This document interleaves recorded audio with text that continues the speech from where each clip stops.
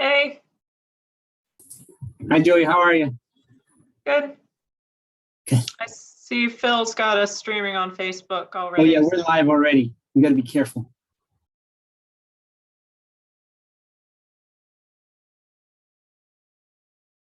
I think he's making sure it happens.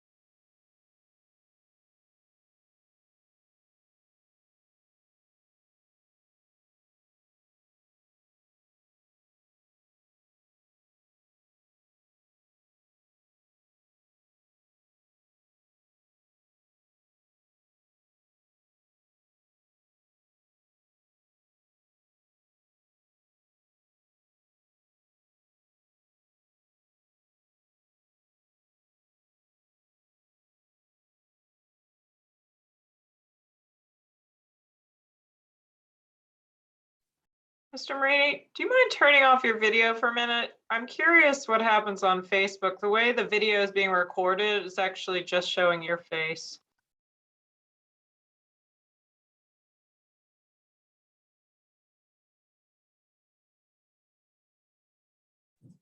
Did it change? Not yet. You're still there, so I think it's a lag. It just went away. So now it just shows as black for everything.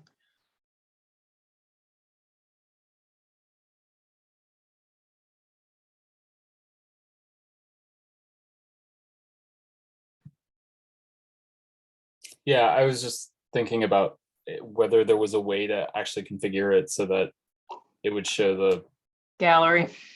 the gallery view instead of the speaker view, I guess. Yeah, But that'll be for another meeting. sure.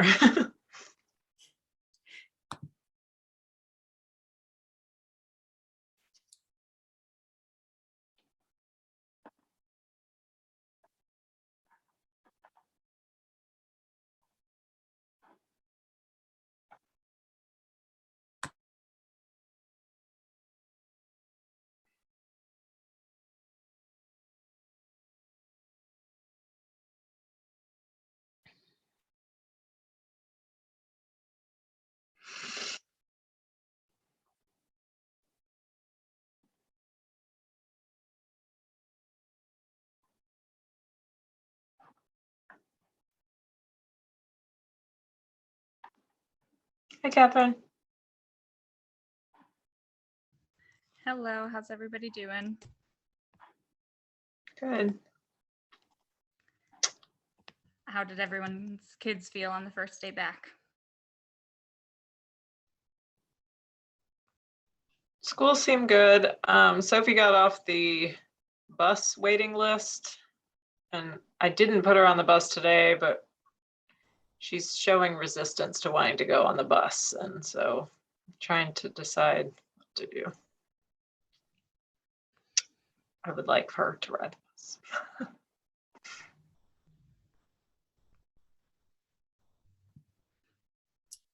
I had a lot of enthusiasm from Hazel for being around kids again. Good. Yes, after an extra long winter break during a COVID surge, it's like, please see children, go, wear your mask, go, socialize.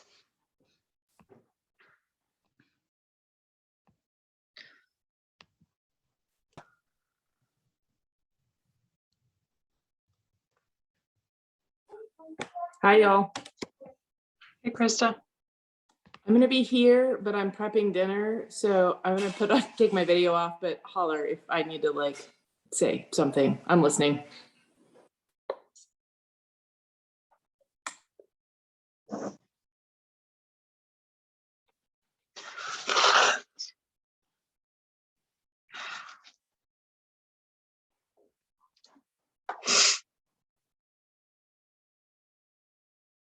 I'm just gonna give it a couple minutes and let people get on.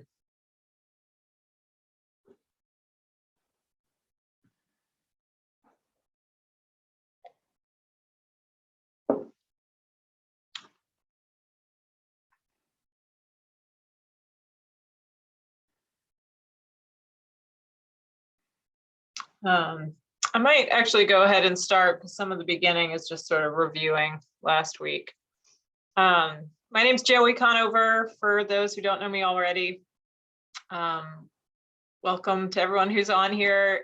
If you feel comfortable having your video on, great. If you don't, many people are dealing with families right now and dinner, we understand. And I think some people are joining us on Facebook, which is also nice too. So we are also recording this and we try to upload them onto YouTube later in case some people want to watch. Sometimes I think teachers are burnt out after working all day, but they might come back around and watch it later. So let's go ahead. So Mr. Marini's on the call, which is great. And he's going to do an update in a little bit. We're going to try to hit a few things first, and then we'll have some updates and open Q&A. And honestly, it's open for discussion at any time by anybody. So this is not a real formal thing. We just have an agenda to keep us on track, and we try not to go past an hour. I've posted the agenda on Clark B's PTO.org. Maybe somebody else could put it in the chat if they have the link up. And I also have the financials as a link on there too. If people want to look at that in detail, it's pretty fine print. If you go to the agenda, there's a lot of hyperlinks in it, which are useful to look at. So Catherine Gray, who's on this call, is our secretary, and she put together the agenda. And I added a couple things. She's got a link to the minutes from the last meeting.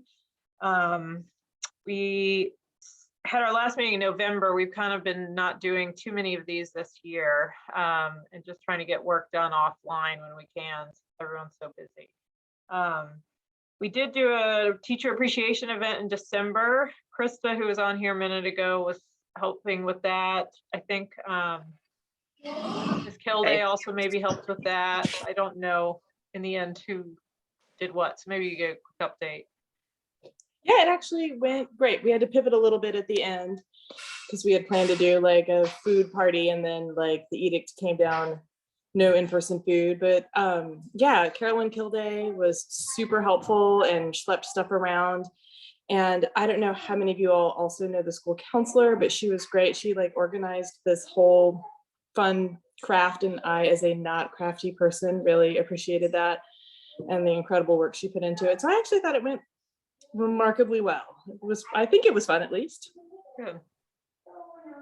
That's great. And we're going to continue to try to do teacher appreciation stuff throughout the year. We'll have a big event in May as well, where we try to give some extra attention. Catherine, you had on here the Clark Care Crew, an update on that. Do you want to give a little update? Sure. So I think I mentioned in November, or maybe it was the meeting before, but I think November, that we were starting sort of a shift from old safety patrol, because we don't really need safety patrols, things aren't unsafe, to thinking about how fourth graders can get an extra privilege and also responsibility at Clark for their final year. So most students, but not all, have had that expressed interest, have had their first turn. I still have about 10 students that haven't had their turn yet, and then fourth graders will get another chance if they want it. So it's in the mornings, it's handing out breakfast, it's saying good morning, sort of in different places around the school. Afternoon dismissal is so structured that I don't think that's a great time. But if people in the community can think of other ways that I could use some very eager fourth graders, I'm looking for more ideas on how to. There are a lot of kids that want to help. Staff have things pretty organized though, and the school is pretty organized, that I'm having a hard time coming up with enough jobs for all the kids that want to be helpers. So that's sort of my next project. But they're doing a great job. For Cool. those that are picking up and dropping off, or picking up or dropping off kids in the morning, you might see students outside on that side, but they're also where parents aren't seeing them around the school helping. Nice. We just had a quick update in here that we had moved the Buzz by Belmont 5K from the fall to the spring. Stacy and Sina, who's not on here, Stacy's here, are spearheading that effort. I'm not sure if we're going to do a big discussion on that, but if you want to just give a little update. Yeah, I'd be happy to do an update. We just met today, Sina, Kyle, Rodlin, and I. And we're gonna have to reroute the course because of the bridge construction. Oh, you cut out. Rerouting in order to submit the proposal to the city. And is that better? Yep. Sorry. So we got to reroute the course before we can submit the proposal to the city in order to get some like police assistance. And I've talked with Mark Lorenzoni. We're going to need a lot of volunteers, I think, in order to do the race timing that's sort of COVID safe and is not going to cost like $600 to do chip timing. Nobody does bib timing anymore. So we're looking into that. But we're planning on meeting 2 Tuesdays from now, which I think is like the 25th, maybe, on Zoom, just to have a committee meeting. So we'd love to have some volunteers. We really need a Spring Fest coordinator that can coordinate some of the activities that we hope to do on the same day so that we can make it more like a festival. As well as like a run.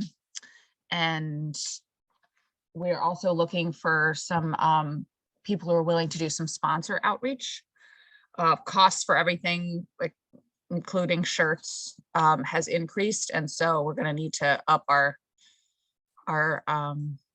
sponsor outreach, both for like kind of cash and in-kind stuff. So we're working on all that right now, but just if people have kind of connections in the community that they think might be interested in sponsoring, would love some help in that regard. So reach out to me. I think you included my email in the agenda, or Sina, and we'll loop you in with like our next meeting date. I think we're going to try to meet every 2 or 3 weeks on Zoom, just for like 40 minutes and Do you have check in. Do you have the next date set yet? I think we had tried tentatively, that is the 25th. Okay. Do you know a time? No, we try to do it in the daytime, in the morning or at lunchtime, so it doesn't like conflict with dinner prep Okay. craziness time. And But we can be flexible.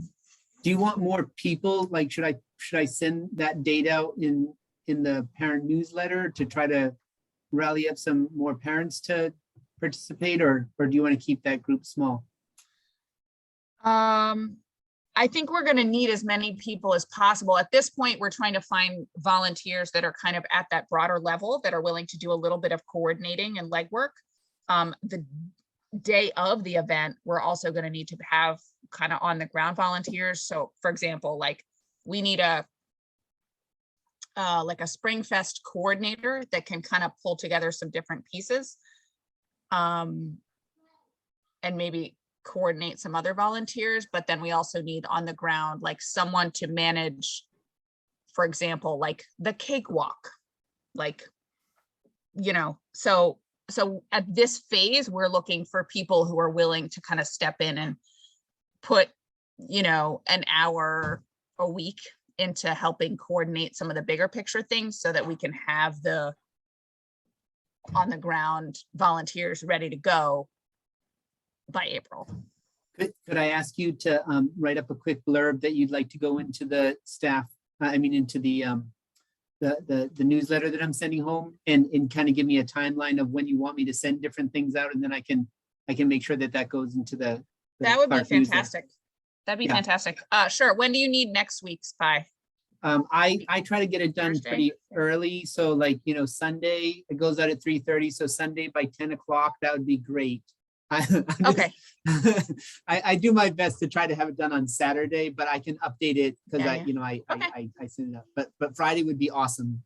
But also realize that like that's only for this week's. If you want others to go out other times, then just let me know. And if you can get those to me by Fridays, that would be awesome. Yeah, no problem. That'd be great to get the word out. Thank you. Cool. Thanks, Stacy. We just got another reminder about doing Clark shout outs on here, sending quick emails or remind messages to your teachers to say you appreciate everything they're doing. There's still a lot of pressure that everybody's under right now, and we're just trying to recognize that. We've got. I'd also say for the people who are here or for the people who are watching, share that with other parents that you speak with, because oftentimes if they're not getting the correspondence, that one-to-one and personal connection of saying, hey, listen, did you know? One of the things I used to do, and sometimes still, I used to do this with the Walker staff, and I think I've done it once with Clark staff, is when I send things out, I say, ask another staff member if they've seen this email. And I urge parents to do the kind of same thing, like talk to another parent or two parents and say, did you see the Clark shout outs? Have you submitted a Clark shout out? I just did it. And oftentimes that personal connection helps to keep those things going. Cool. Sorry, I just jumped over to Facebook and it looks like it's just all black over there, but I'm not sure why. Maybe Phil, you could look at that real quick. Okay, let's see. We've got the Amazon wish list, which is still up for Clark, and we've got snacks and sports equipment and masks up on there. I was gonna ask, is this something the PTO we should just buy some more sports equipment? We've talked about this before. How's recess going? I think it's going okay. We've gotten some donations off the wish list, which unfortunately, I don't think we get to see who purchased it for us. So if Right. that person or those people are watching, thank you. I was going to proactively check in with classroom teachers on behalf of PTO about both snacks and recess equipment, and we can sort of work that in and just approve it Okay. on the side. Both of my kids' teachers have said, like, make sure you're bringing snacks. And today there weren't snacks in the cafeteria. So I think it's, some teachers might have run out, or, I think it's a new year, and if you're all okay with me checking in and offering our support, which everyone always is, then I think now would be a good time for me to do that. Okay, great. And we did buy some masks recently, right? Yeah. I sort of keep buying them with PTO funds as we run out. The division provides some. That's what I was gonna say. They have some But budget for that. It's nice to have a separate stash in case those run out, and that way we aren't sort of scrambling. Okay. They're the regular surgical masks. I know that now with Omicron, things have changed a little. So I didn't get to watch the whole school board meeting, but there were discussions about N95 masks and upgrading kids' masks. I don't know if that's something the division will tackle, or if that's something PTO will tackle, or if, I don't know. It's hard to know what. Right. And if it doesn't fit a kid well, then that, it's like we can't get one size and fit all the kids. So that seems like something sort of hard to tackle, but we can tackle it if everyone thinks that we should. That's Of one course. concern that I've had. Yeah.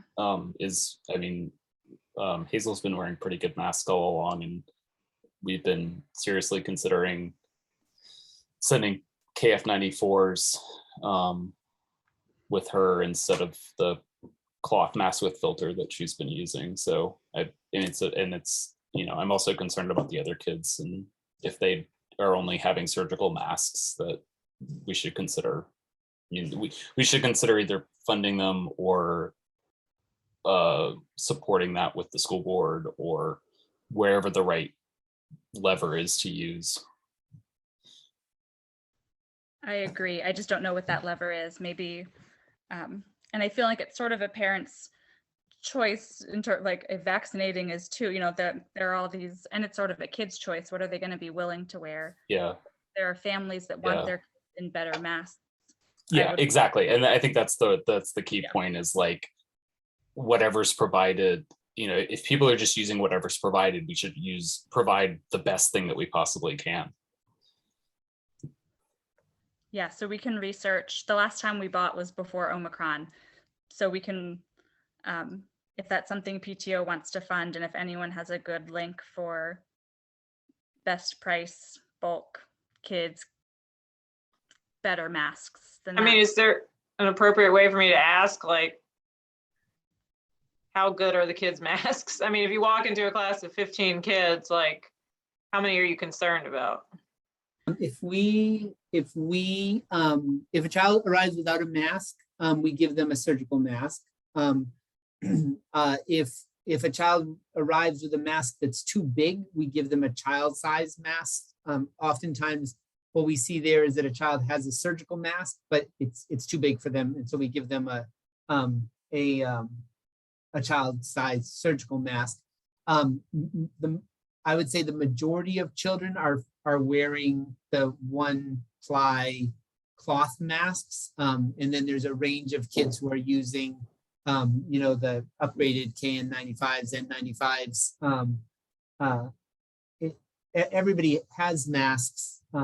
It's a wide range. The point of at the school board is, of course, that there's a lot of questions as to whether or not the cloth mask does anything against Omicron, and of the cost of like a KN95 or N95.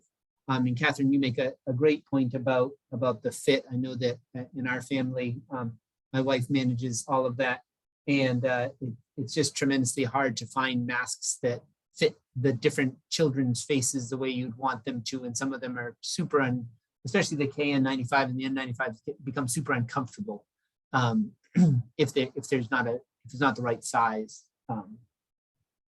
And I'm texting Dr. Gurley and Beth Baptist and Beth Chuck to find out how we could work with the PTO.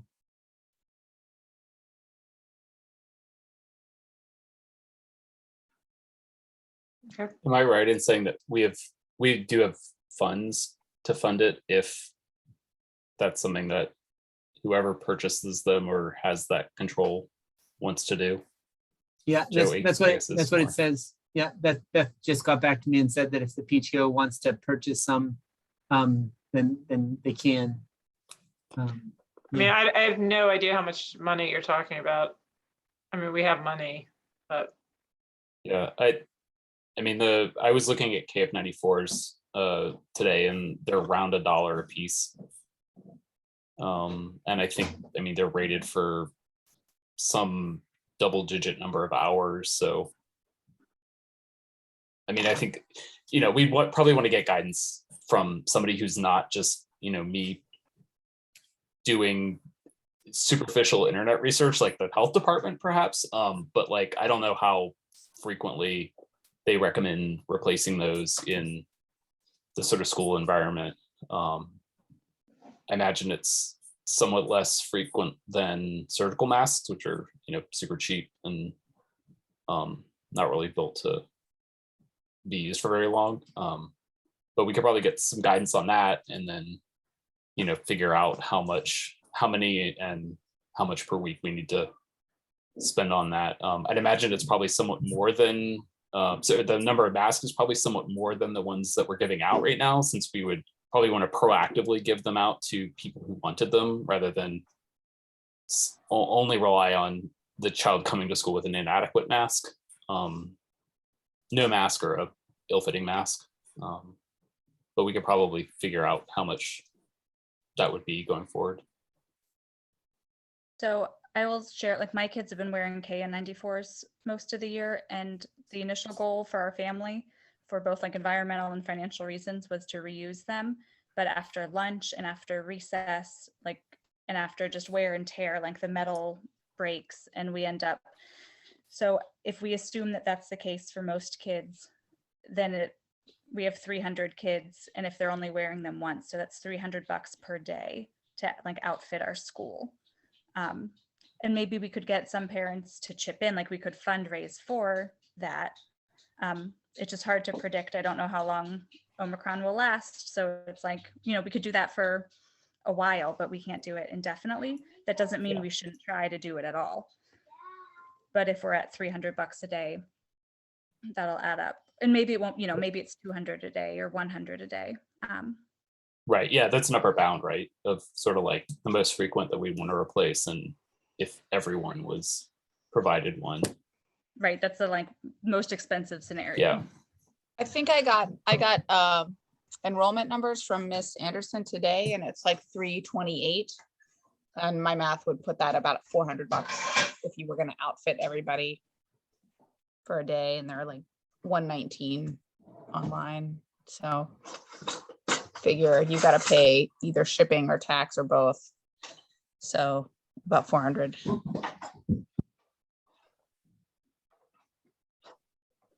Definitely worth considering. Like, I mean, so are you saying that you would make a school-wide requirement that everybody have them, or that would be politically probably difficult? You're just saying like you'd make a newsletter announcement, we have these available. If your child wants them, come to the office or tell the teacher. Is that what you're thinking? And do you think the people who are already wanting that level of it, what's that? Are you asking me or Mr. Marini? Or I don't know. I mean, I guess Mr. Marini technically, but I mean, I'm just trying to think through the would they logistics. get used? Would they get used if they were just in the office sitting there? I don't know. It's hard to say. I'm going through some different ideas in my head. I think outreach would be big. I think that my newsletter is amazing, and I know that everybody who reads it enjoys it. I'd be concerned about the number of people who don't get it at all. There's a lot of parents who blocked our correspondence, and we can't fix that on our side. The parent has to fix it on their side. And Catherine and I looked at her account, and we couldn't even figure out how one blocks the emails or the phone numbers from happening. So I'm always trying to work with tech to figure that out. I think that a more successful way, of course, it's going to put it back onto the teachers' shoulders. Although I think that this is something that teachers would be more than willing to do, because you know, this is safety for our students in our community, our staff members.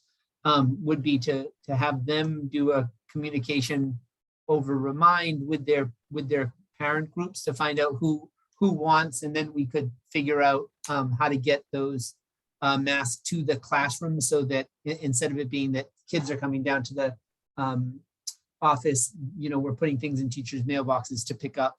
And yeah, I'm kind of sitting back and letting you all decide, because as I think about $300 a day, or we do have, it's probably closer to $350 because there's a number of students who are on our rolls that actually don't attend Clark. They're either virtual, or they're preschool students, or they're housed at other schools, but they're enrolled here. So we do have about 300 kids. So we'll be around 350 after everything was said and done.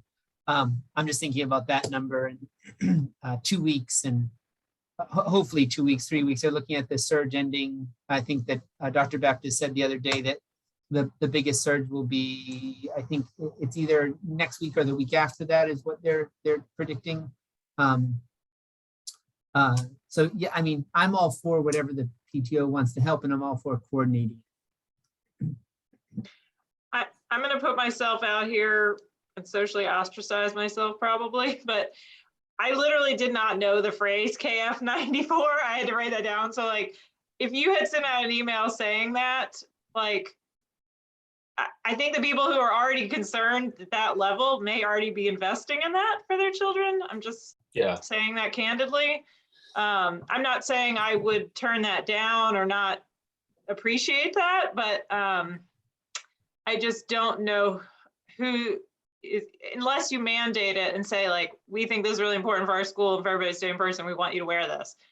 I don't know what the, you know, I think it's true. It's hard to get people to read the newsletter and then, you know, I don't know. I mean, maybe you could slip that you're getting 1% more wearing them, because how many kids do you have to provide a mask to every day who forget one? Not a lot. Okay. It's not a lot. It's probably the same 10 or 15 kids every day, maybe fewer than that. Right. So, I mean, maybe that's an investment. We just buy a batch that are for a certain group of kids. And I was thinking maybe like just be a little more proactive than that. And like, you know, if the kid's coming to school in a bad mask, you like get the kids who aren't coming the masks, and maybe, you know, give them like a pack of 5 on Friday for the next week. And then, you know, if kids are coming to school in masks that aren't great, like start pushing that for, you know, actually, you know, giving them a pack of them on Friday. And then to the parents who maybe are, you know, think that they're doing enough with like the cloth masks, having a communication about like, here's the, you know, the recommendation is that the cloth masks aren't really adequate anymore, and you should consider like getting this type of mask from this place, which is like another big barrier of like, oh, I need to go get this KN94. There's like 1,000 places to get it from, and half of them are counterfeit. And just pushing that out a little more to, you know, not mandate it, but just like set expectations, it's not even setting expectations, giving a recommendation and then giving like a specific action to take and a place to get it that makes it easier. Yeah. And that's mostly communication for like what I want, because it's so hard to figure out what to do at any given time. I think that place to get it can be Clark. Like I think PTO, like we could dedicate $1,000 to having these available. It's not like we won't need them for this year. We can try to get them fast, and we can start with, you know, just because it's hard doesn't mean we can't try. So we could do like Muggsy could put it in the school messenger for next week and say we have these available. I'm sure there are some parents who really want better masks but can't afford them or can't find them. So I think we can have some and see how it goes and see if we're able to buy them. And yeah, I think we can try. I'm willing to order like 1,000 tonight if I get the go ahead and to be like reimbursed. I think it's worth the effort. I do have a question, however, if Clark is effective in like reducing spread through like enhanced masking and outreach, will it matter? Like, would we potentially go virtual because of citywide? Like, if our numbers are low compared to, say, Greenbrier or any other elementary school, right, will it matter? And will it preserve in-person learning? If I'm not throwing my hands up at all. No, we have that on the agenda for Mr. Marie to talk about. To reduce it, but I'm just, Yeah. it's more like this. Yeah. Oh, okay. Stacey, Sorry. Stacey, I can give you a solid, I have no idea. In the proactive meetings that Dr. Gurley has set up for us to start thinking about, if there is a need to pivot, we have talked about, would it be whole school? Would it be grade by grade? Would it be whole division? And the thing is that we're just in uncharted waters right now, and we don't know. There is the possibility, as I don't know if everybody's aware, in the correspondence that he sent out, he said that we're looking at 3 different prongs. We're looking at staffing, we're looking at the spread of COVID, both in the school as well as in the area. And then we're looking at absentee rates. And that's different from staffing, right? And in our conversations, it has ranged from, could it be a class, to, are we talking about the division? And there's just not an answer. Clark has done just when I get together with the other principals and they start talking COVID cases, I don't know why our cases are as low as they are. I think our staff has just done a tremendous job of staying true to the distancing that they're doing, to working on kids keeping their masks up, to the way that we do lunch with our social distancing during lunch with the read alouds, and how effective that has been. I don't know with Omicron. Omicron is a whole different beast, and where with COVID up to this point, it seems like a person in a family can get COVID and everybody else can be careful and nobody else gets COVID. It does seem to me, and I don't mean to be a fear monger here, I'm hearing more of one person in a family gets COVID and then everybody has COVID. But I don't know if we up our mask game, and we make that a priority, and then the division says we're going virtual. If I could go to Dr. Gurley and Dr. Baptist and say, I need you to show you my numbers, and this is where we are for our staff and our students. Can we stay in? I don't know. He seems to be a pretty flexible guy, but also I don't know what his decision would be. I will say, as a family with 2 working parents with jobs that cannot be done managing kids in virtual school, I really appreciate that you would be willing to even consider advocating, even if the rest of the division numbers didn't look good. I just wanted to toss that out there. And I wanted to go back to what Phil had said about, I wonder about sort of a combined approach here where, Muggsy, your sort of outgoing message says, hey, these are the kind, I know Guinevere posted the Project 95 link, which is great. Like, these are the kinds of masks that seem to be most effective.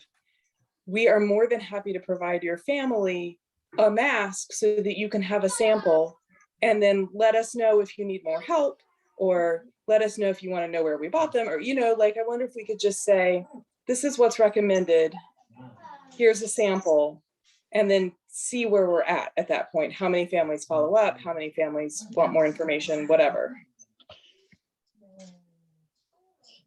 I think that sounds pretty good. I also just saw Keisha had posted in the chat about double masking. That was another cost-effective thing she was asking about. I don't know if anyone has experience with that either. But I think CDC says not to double mask the surgical, but I think it does say you can double mask surgical and cloth. But then that's just more stuff for a kid to have to, like, I tried that for a while and it was just, it wasn't super comfortable.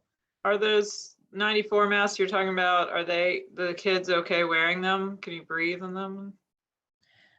My kids are, So yeah, Oh, for my kids, okay. it's more comfortable. It like stays off their face better than the surgical or the cloth. Yeah, the difference is the KF94s are a Korean version that have a specific shape, and it's I a knew it. little I bit- looked it up. Yeah, I recognize Yeah, it. it's a little bit bigger. We tried 2 different ones with Hazel last night, and like one just was kind of like awkward, and I can't remember which 2 they were, but one was just kind of awkward and didn't really fit well, and the other one fit really well. And so I think, as it went back to earlier, like the surgical mask fits because it's just a like piece of cloth that just goes like this. But the K and the N masks are a little more fitting, so it's like sometimes harder to get a good fit, but there's several options available that hopefully a kid trying a couple of them can find one that's good, and then to be able to use that. So was the suggestion that we buy like 315 of them, like one round of it, or just make the announcement first?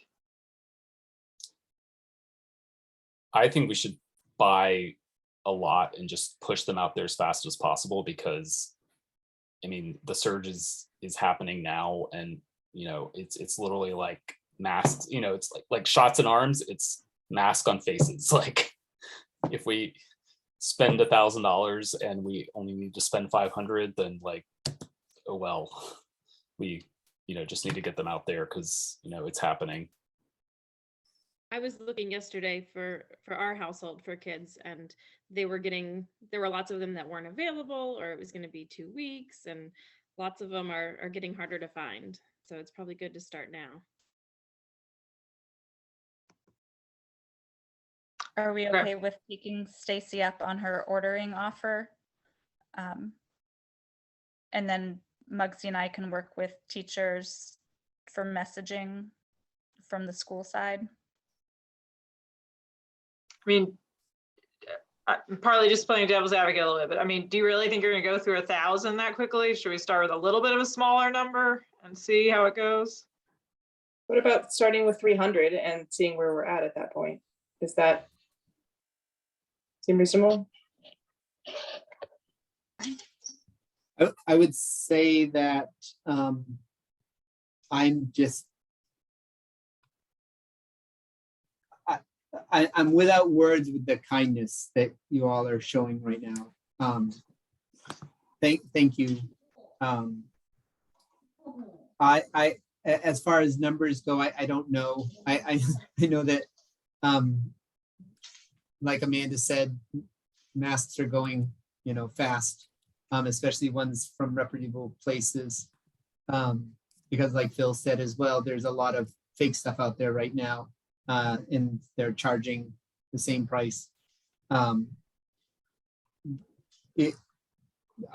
don't know what the right answer is, but I also think Phil's right that the sooner we can be safe, the better.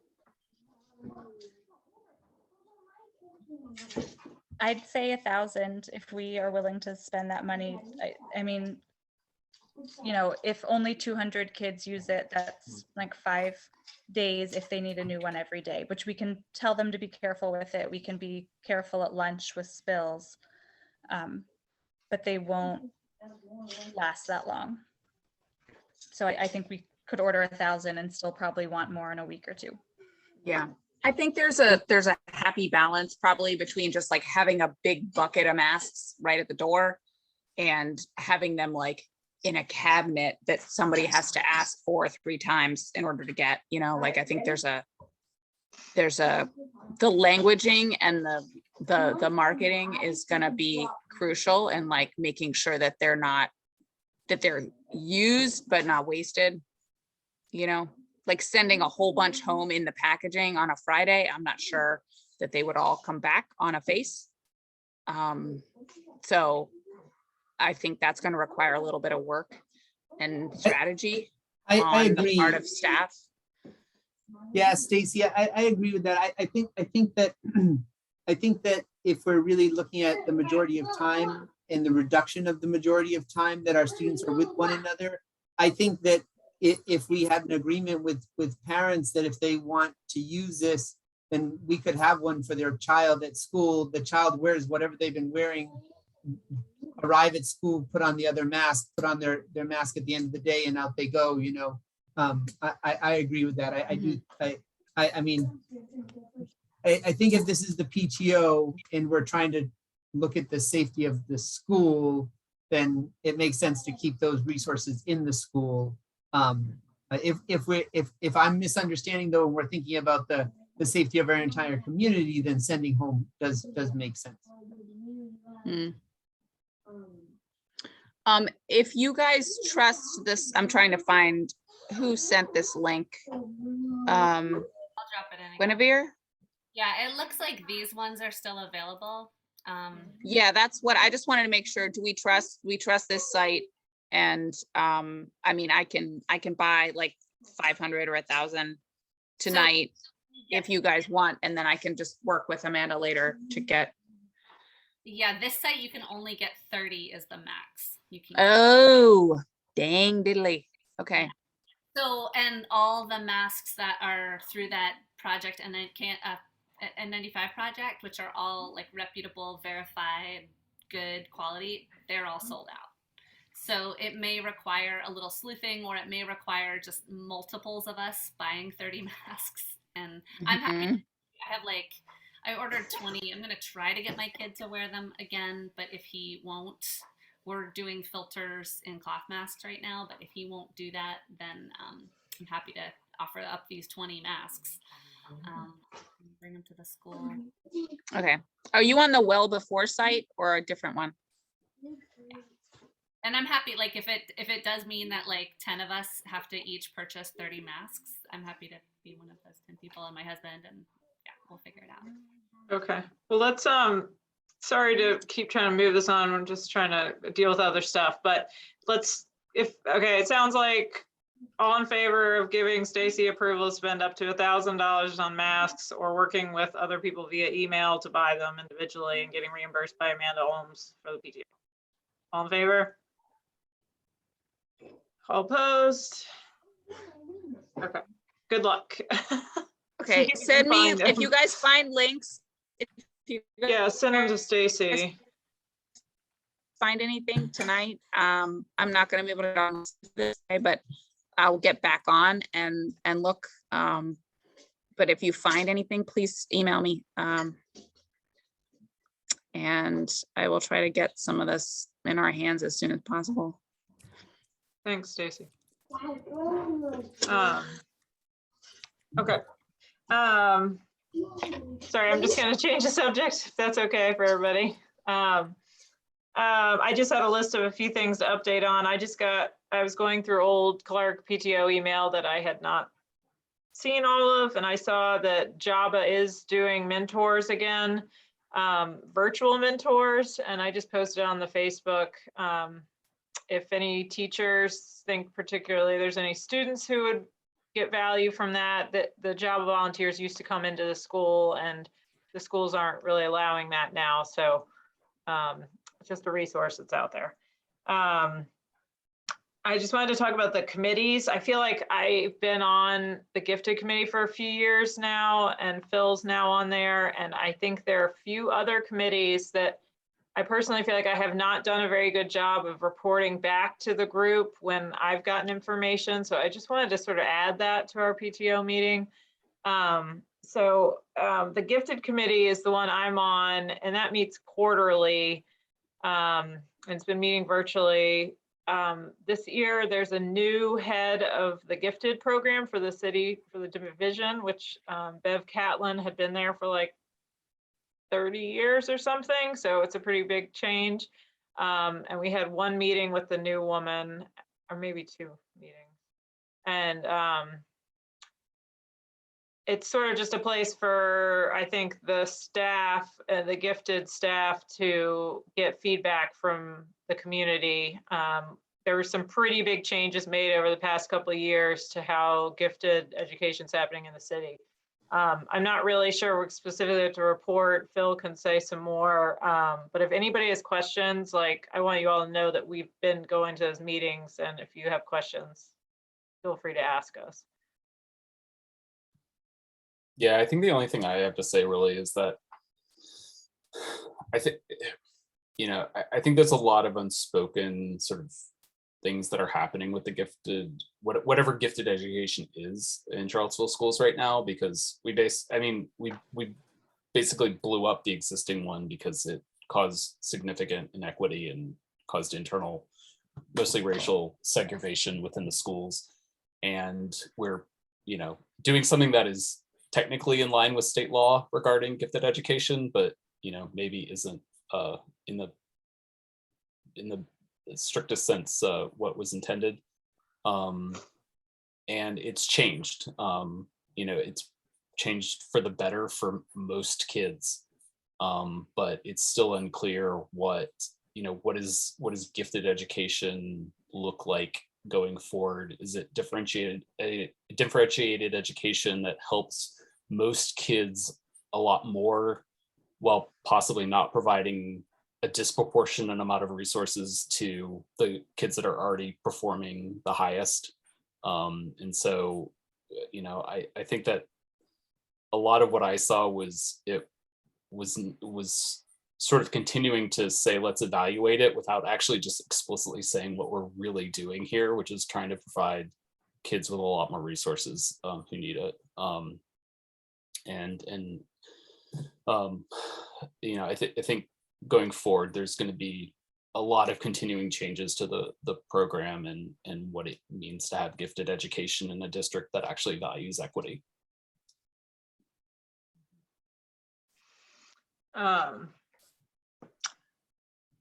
And then I was going to have Guinevere just speak for a minute. She's actually been acting as a representative from Clark on the joint division PTO committee that was formed last year, did a whole bunch of fundraising, and has continued on as, I think, trying to figure out its mission a little bit.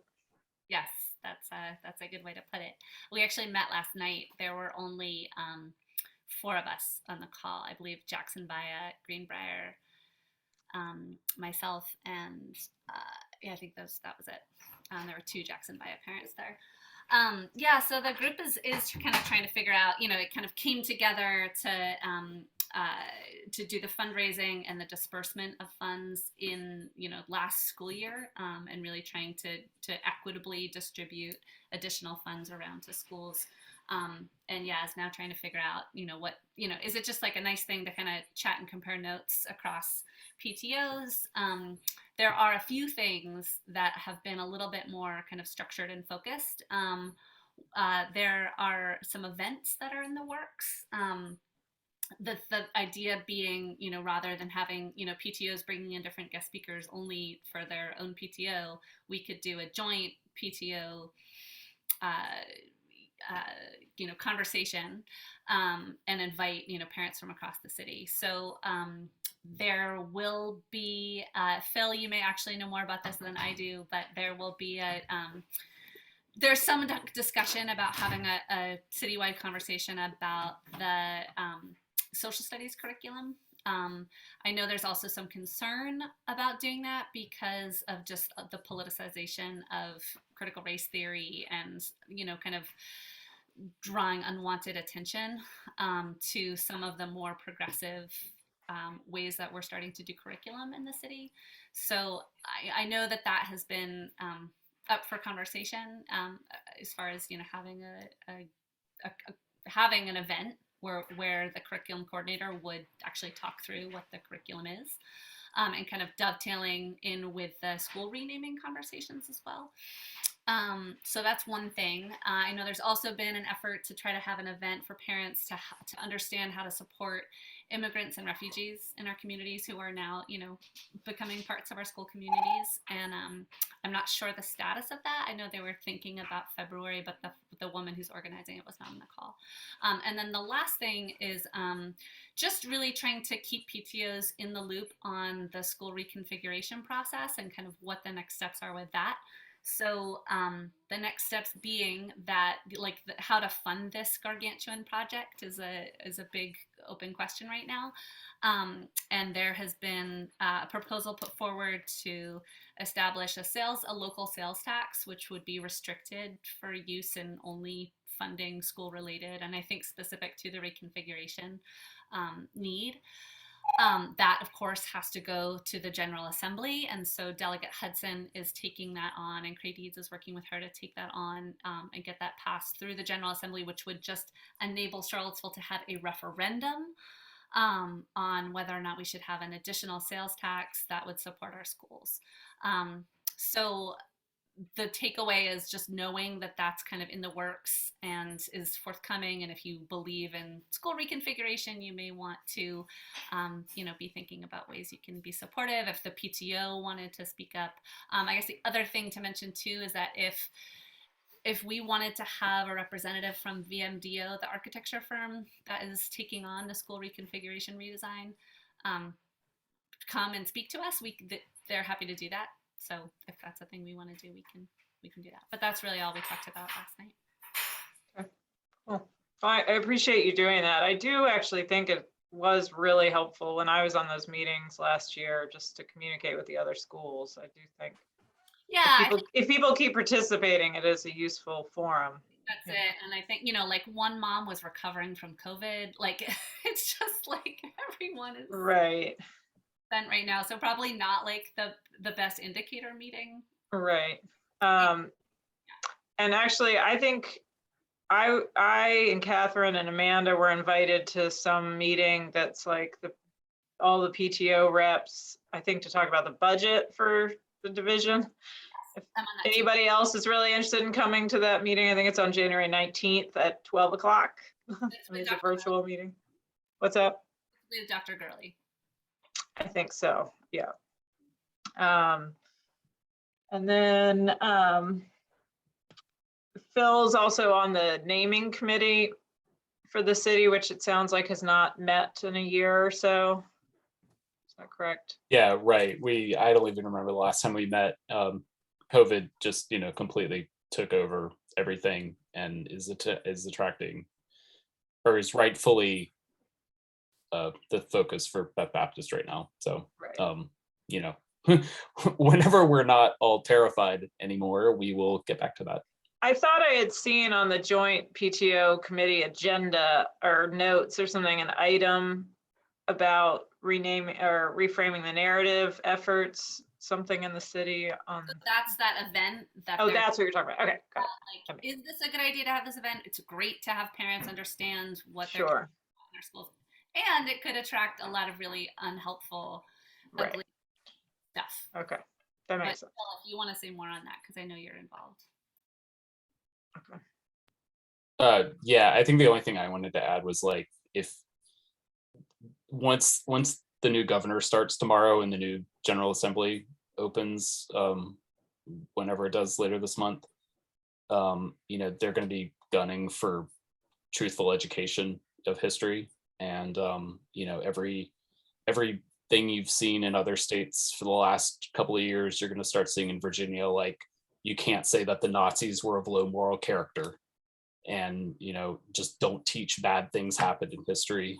And it's really important that if parents want their kids to actually learn truthful history, that we need to support that, and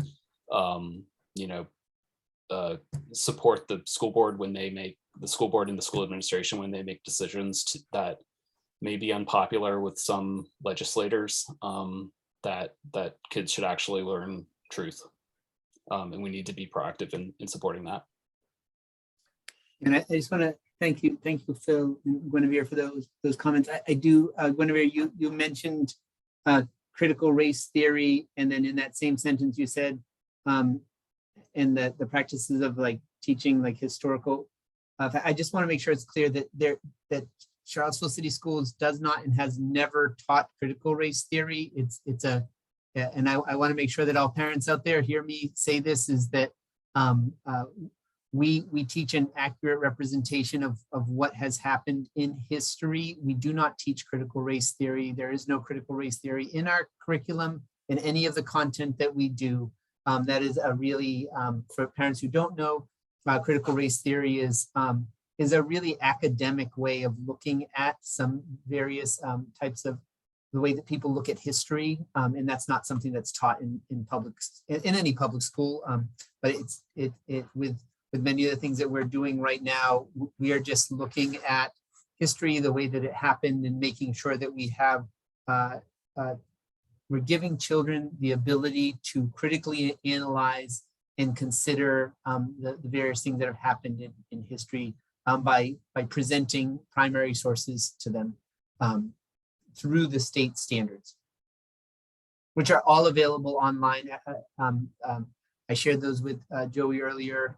They're kind of overwhelming, but I just want to make sure if anybody has a question about that and is curious about what we teach for history, don't hesitate to reach out. That your teachers are the best people to ask about what is being taught in history. But I just want to underline again, knowing that we're going to be having a new governor soon, that there is no critical race theory taught in Charlottesville City Schools. I will post that link later because I did actually look at it today for the first time.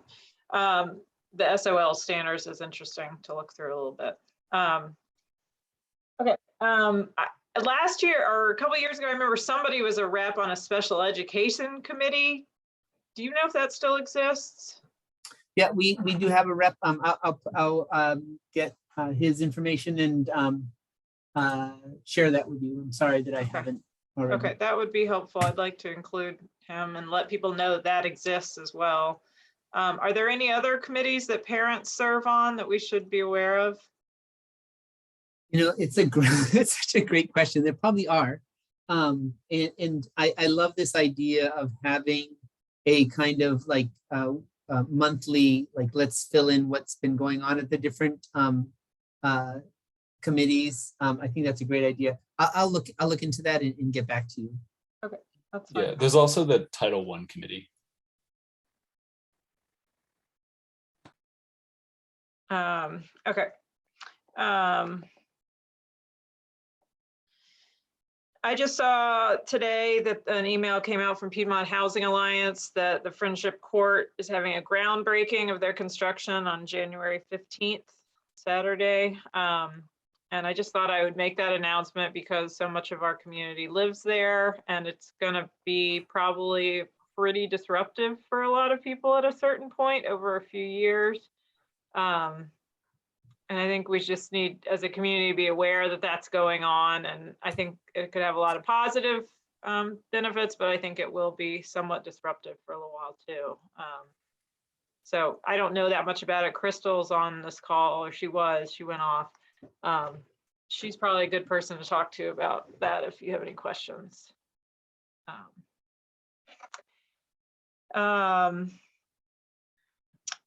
We just wanted to make an announcement again. My last child is a 4th grader this year, and Amanda's last child is a 3rd grader. So I will not be here next year. So we're going to need somebody to help run these meetings. It is not a huge time commitment. Maybe it should be. I should be putting more into it. Obviously, somebody's welcome to, but really, Catherine has helped a lot with doing the agendas and being a liaison with the school. I mean, having her working at the school, she's been the main resource for the grants that we've been giving, and coordinating, like buying like headphones and masks and all those things. So we've kind of went away with the old process we used to have of sort of giving a chunk of money to the school and then letting the principal divvy it out. And honestly, we never really saw exactly where it went. We would get sort of a little summary, but we've kind of been just taking requests as they come. And Catherine's been managing that. That's been really helpful. And Amanda has done a really amazing job of keeping track of the financials. And I think she can tell somebody who's interested in that how much work it is, but I don't think it's a ton of work, you know. So anyway, I'm just putting that out there. On the agenda and on our website, there's descriptions of all the positions, as well as lots of other little mini positions. People help with different things, many who are on this call. And we'll probably do elections for that late in the year. So just putting that out. Okay, now we had a little, it's 6:30 right on the dot right now. So Mr. Marini, you already talked a little bit about Omicron. Maybe you can just talk about whatever else you need on our. Sure. I'll try to be quick. We've talked about a lot of things. Volunteers, first of all, just doubling down on what Joey said. I honestly think that, you know, when we look at how well Charlottesville City Schools are doing, the small percentage of kids who we need to help more, the only way that we're going to do that is by having strong relationships with parents. And so just like I said earlier, talk to your friends who have kids who are younger, tell them that they need to start participating with the PTO. I think the amount of people who are willing to support Clark really was evident on that work day that we had earlier this year. And we just need to have more of those people say, I'm gonna do the presidency, or I'm gonna do the co-president, you know, whatever way we want to make this work. It doesn't, I think there are bylaws, but please consider being part of the PTO and coming. We want to hear everybody's voices. As we've already talked about Omicron, we've already talked about masks.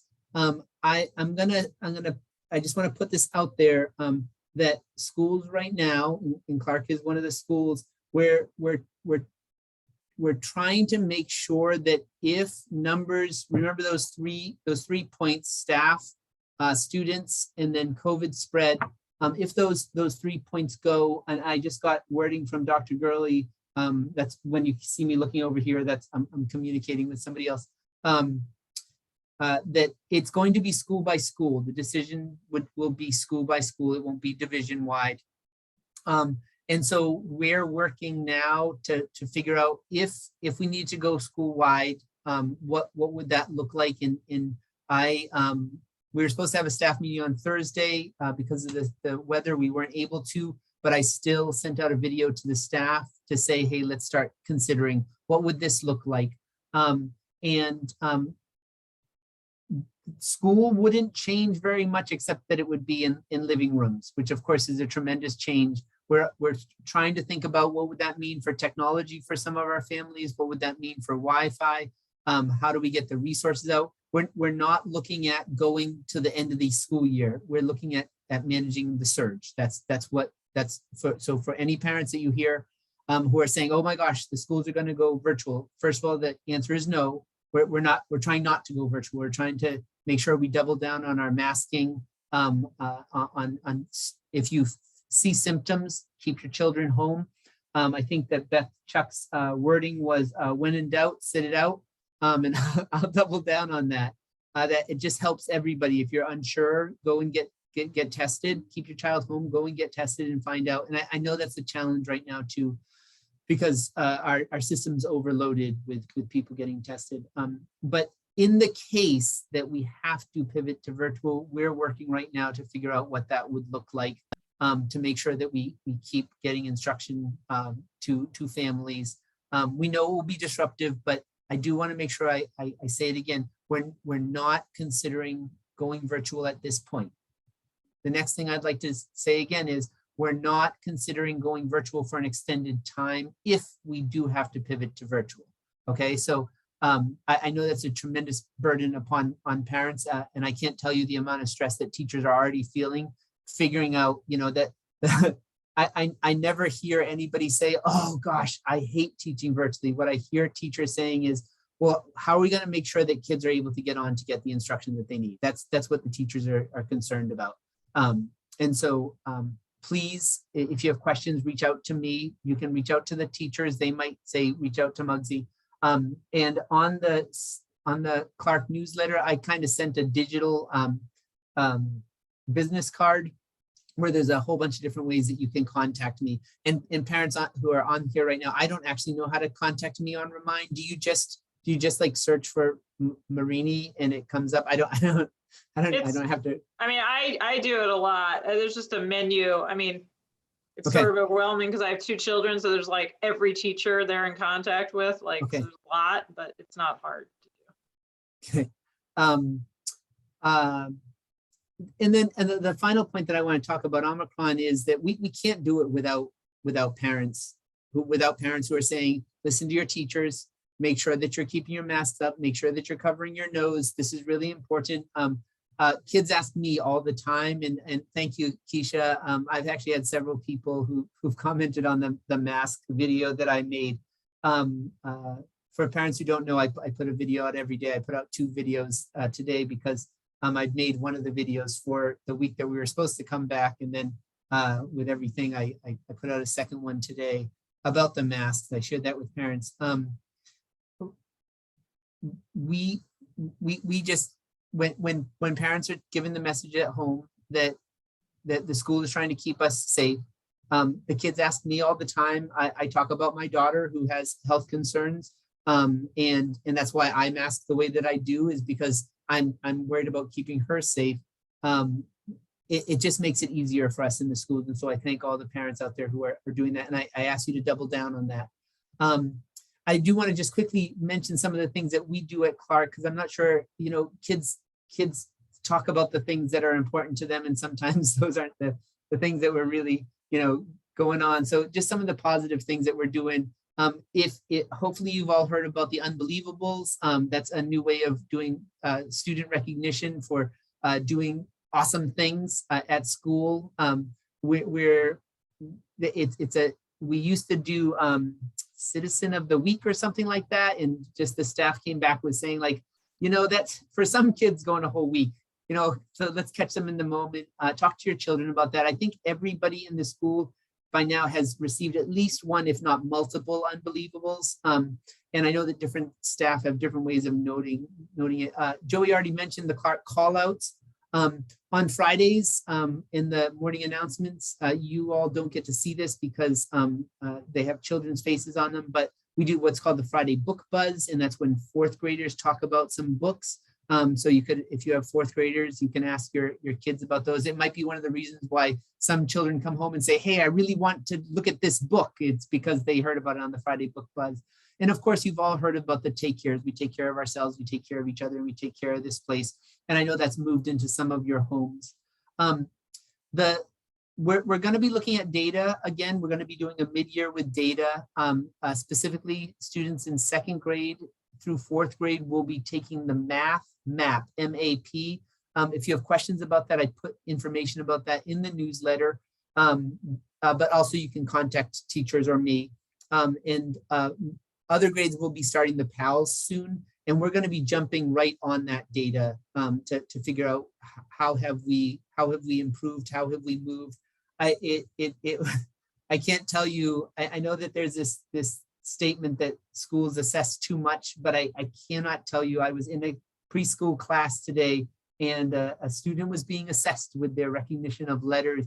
And the teacher and the student were just so ecstatic about the movement that this little child had made on her identification of both uppercase and lowercase at the beginning of the year. The student didn't know any lowercase at all and knew like 5 uppercase, and now knows like 24 uppercase and is only has 4 more lowercase to go. And so, that, thanks, Krista, that kind of assessment where we get the data, we look at it right away, and we change what we're doing is really important. So some of your kids might be saying, oh, we're doing all this testing. Just kind of like let them know that this is going to help the teachers do a better job. Accreditation, I put that on the agenda because I think this is a kind of a big deal. And I don't know what you all feel. I'm just going to throw this out there right now. Right now, the state is looking at accreditation, the way that they say that they're funding schools and where we are on the exact same measures that we've always done. So right now, our passing or failing score is going to be based on the same passing or failing score that occurred before COVID. That gives me a little bit of pause. And we just talked to Dr. Gurley the other day as principals. And he said, as far as he knows, that's what the VDOE is still moving forward on. If anybody wants to talk to me about that, I'd love to talk to you about it. It's just something that gives me a little bit of pause, but I don't know. And that's my report. If there are any questions, I'd be happy to answer questions. Can you talk about COVID testing? Sure. There's a question right there. Every Thursday, we have free COVID testing here. It's the PCR test. I get tested every week. It is a breath of relief on Friday. Well, so far it's been a breath of relief. I keep my fingers crossed. When I sit at the dining room table and I say, hey, everybody, I'm COVID. I don't have COVID. And they're all like, whoo, because it's kind of like this sigh of relief for the entire family, because it's kind of like if dad doesn't have COVID, then we all don't have COVID, which I know that's not true, but I would encourage everybody to sign up for it. It's free, it's quick. After, I would say 3 times, it's not even uncomfortable anymore. You just get kind of used to it. We have kids of all ages who do it. You can decide every week, every other week, once a month. And then it recycles through. Guinevere, I don't want to put you on the spot, but do you want to talk about what you and your family have done because of COVID testing? I just was astonished to learn that so few people are doing it. Because it has been, I mean, as soon as like the announcement came out in October, I was like, oh my, I couldn't sign up fast enough. And it's just been a huge, like you mentioned, Mr. Marini, just a huge, like, kind of a weight off as you enter the weekend. I'm so fortunate that we're tested at the end of the week and you can kind of go into the weekends, like having one less thing to worry about. And what it's enabled our family to do is to get together with other Clark families whose kids are also tested, and to feel like our kids are vaccinated and they just got tested. And it's just like, it feels like a really positive way for us to like get together and have dinner and not be, quite so concerned. In addition to like, I just read a statistic that the LA Unified School District did baseline testing to get kids back in schools. Like everyone had to be tested, and they surfaced 46,000 cases of COVID. So it just seems like, obviously that's an enormous school district, but if this catches like 2 cases, think about what a win that could be for families and for the school. So I just hope everyone will sign up for it. Yeah, and so far, we haven't turned up any cases. I know that other schools have, and completely symptom-free, etc. I know that some people are going to say, well, the PCR against Omicron isn't the best measure. I think that they're finding out now that if it's like the first day, it's not the best measure, but like onwards from there. And then also, I know that we're slow to get this out. It's not slow to get it out. I think Dr. Burley is working really hard to get it out as quickly as can. We're going to be beginning a test to stay program, and this would just be another way. And the concept behind there is Dr. Baptist talked about it at the school board meeting. The concept there is that, if there are symptoms, but you're pretty sure it's not COVID, then you get to take a test. And if it comes back as negative, then you get to stay, and you just have to test until the symptoms go on. So this would just be another way to help that out. And that's all I have, unless there's other questions. I just wanted to add one more thing to that about the COVID testing. We had made it be Hazel's choice until she got vaccinated, and then she decided not to want to continue it.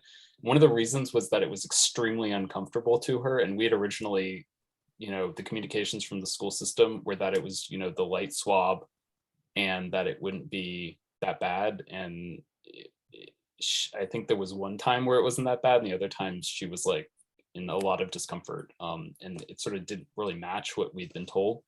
And so that was one reason that we weren't too supportive of continuing it after being vaccinated. Of course, that was like a month ago, and things are completely different now.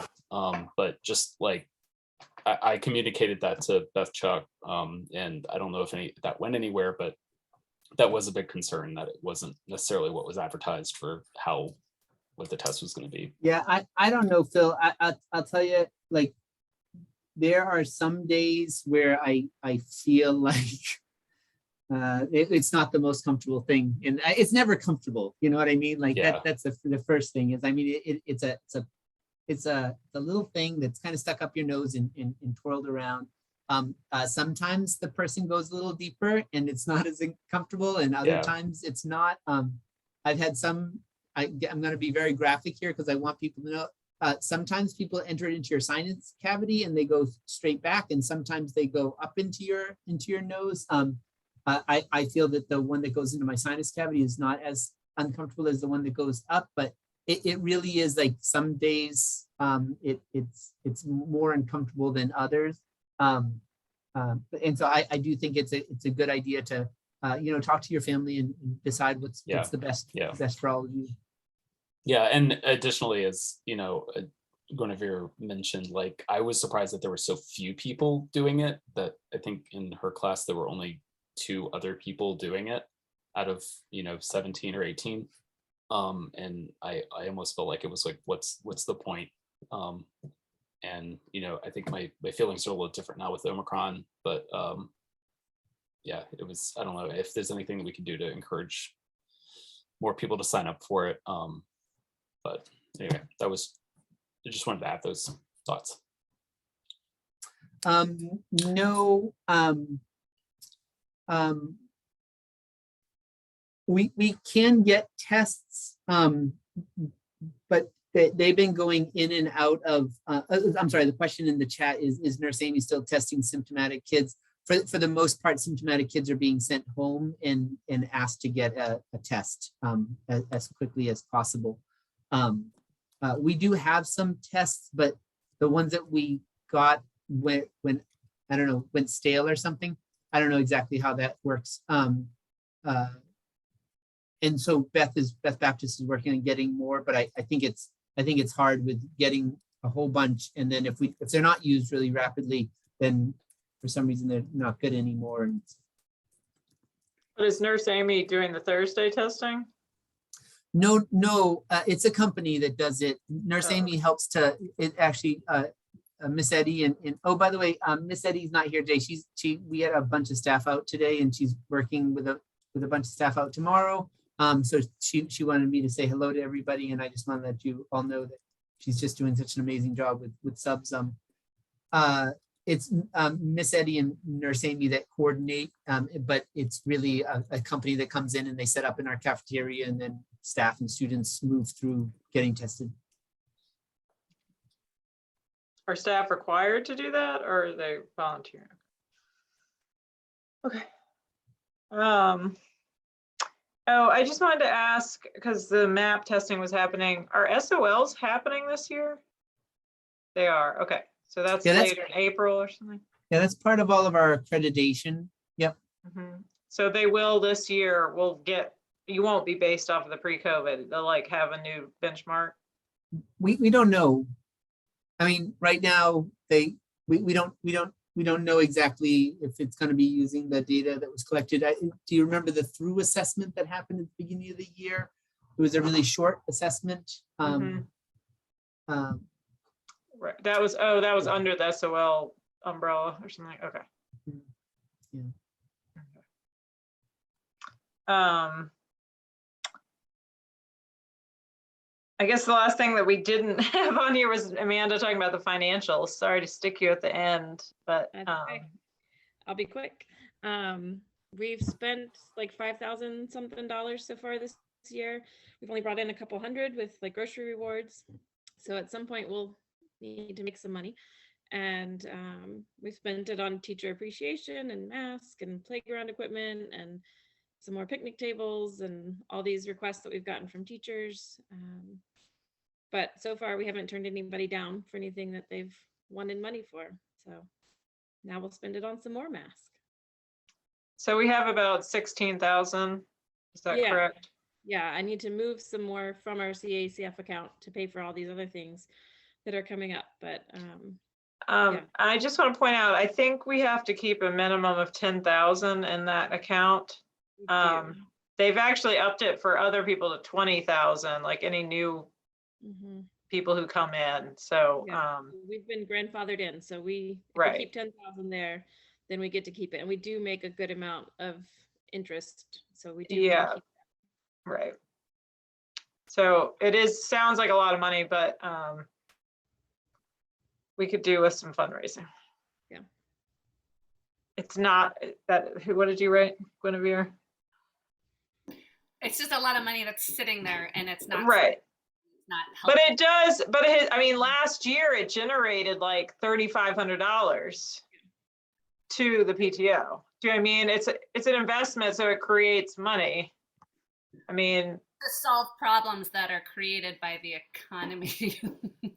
Sorry.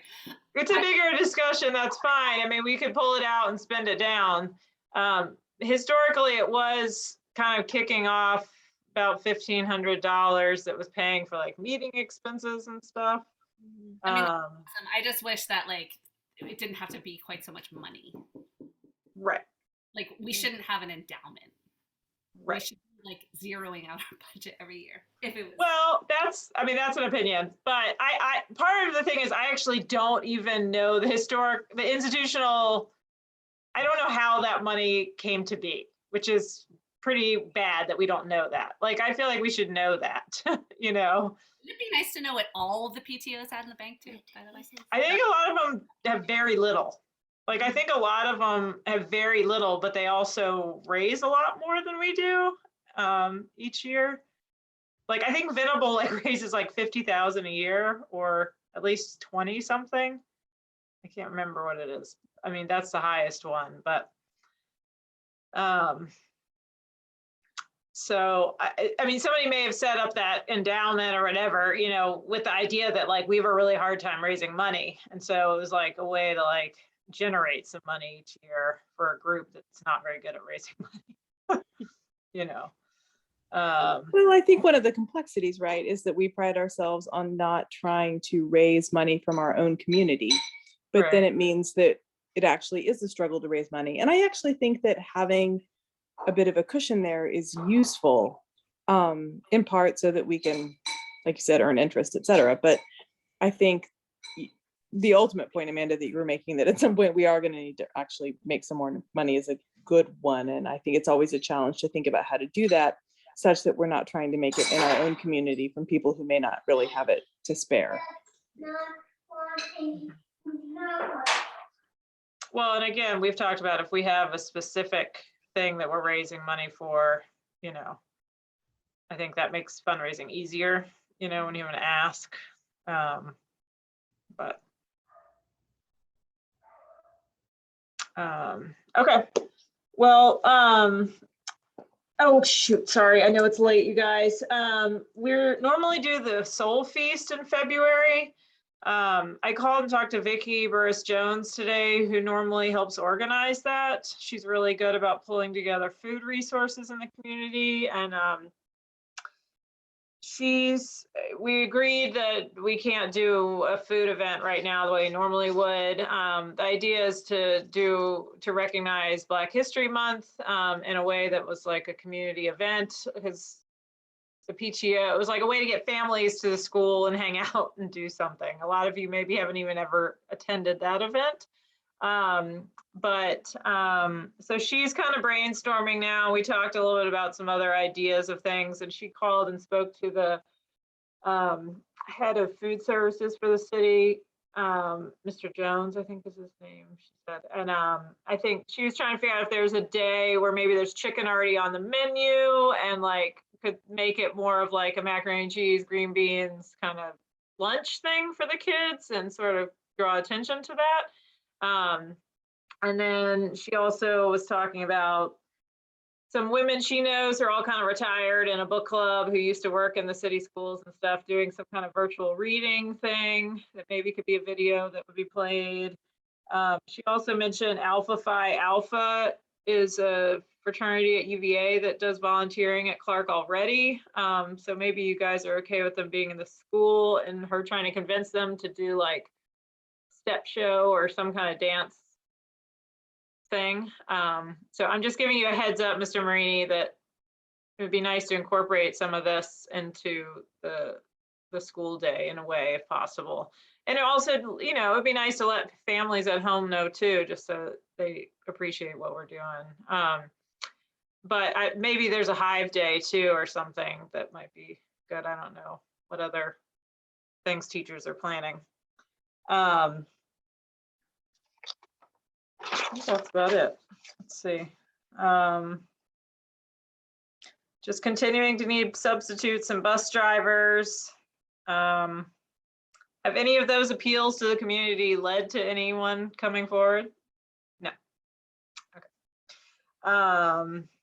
But it sounds like Ms. Hatch is now a permanent substitute in the school or something. Is that correct? Okay. Yeah, all the city schools, that's one of the first things that Dr. Gurley did was put in a position for all city schools to have a permanent sub. Oh, I didn't know that. Okay, that's great.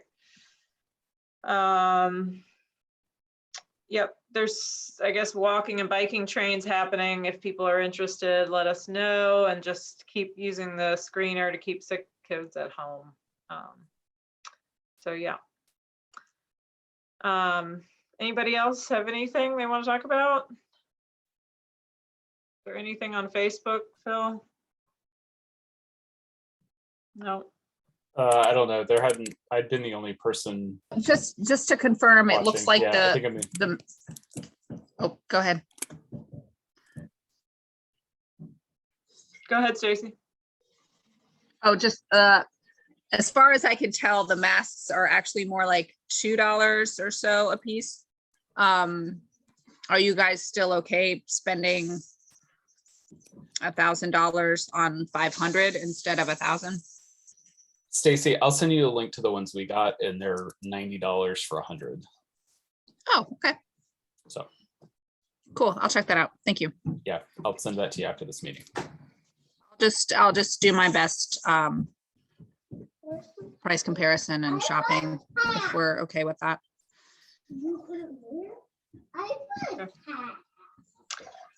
All right. Thanks, everyone. Is that it? Bye. Thank you. All right. Thanks, guys.